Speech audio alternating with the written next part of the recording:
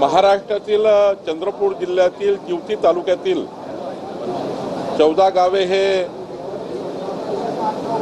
तेलंगणा आणि महाराष्ट्र बाउंड्रीवर आहे आणि ही 14ही गावं महाराष्ट्राच्या जमाबंदी आयुक्ताच्या रेकॉर्डप्रमाणे ही सर्व गावं महाराष्ट्राची आहेत। त्यामुळं ही सर्व गावं महाराष्ट्रामध्ये या ठिकाणी त्यांचा महसुली रेकॉर्ड आणि यानंतर त्यांचा संपूर्ण जो काही व्यवहार आहे तो जरी त्या भागात आहे या भागात असला त्या राज्यात व्यवहार आहेत, त्या राज्यात काही शेती आहे या राज्यात काही शेती आहे।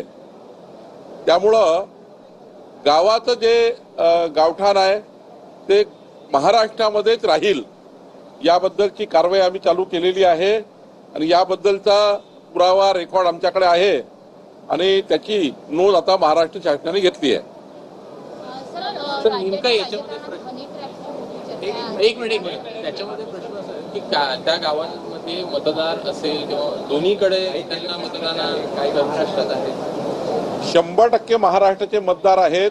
14ही गावातले नागरिक आणि महाराष्ट्रातच मतदान करतील। ग्रामपंचायती, जिल्हा परिषद, पंचायत समित्या, स्थानिक स्वराज्य संस्था निवडणुकीमध्ये सुद्धा त्या ग्रामपंचायतचा त्या ठिकाणी ज्या आहेत त्या महाराष्ट्राचाच भाग राहणार आहे। त्यामुळे यामध्ये काही कन्फ्युजन नाही। जी आहे ती तेलंगणामधून येते अशी देखील माहिती उपलब्ध आहे। तर त्या काही काळ असा होता की तिकडला व्यवहार इकडला व्यवहार सारखा आहे, बाजारपेठ, पण काही सीमा ओलांडण्याची एवढाच भाग आहे। लागून असल्यामुळे कुठेही आपण भाजीपाला आणतो, किराणा आणतो किंवा हॉस्पिटलला जातो, तो व्यवहार आहे। पण जर स्टेटस काय, घरं कुठले आहेत, गावठाण कुठलेलं आहे, ग्रामपंचायती कुठल्या आहे, महसुली रेकॉर्ड कुठे आहे, तर महाराष्ट्रामध्ये आहे। त्यामुळे जिवती चंद्रपूरमधले 14ही ग्रामपंचायती गावं हे महाराष्ट्रात असतील आणि त्या महाराष्ट्रात आहेत। सर पण तेलंगणात पण उद्या जाऊन या दावा केला तर काय प्रश्न? तेलंगणाकडे रेकॉर्ड नाहीये, रेकॉर्ड महाराष्ट्राकडे आहे। त्यामुळं तेलंगणाचा दावा त्या ठिकाणी काही मजबूत होणार नाही।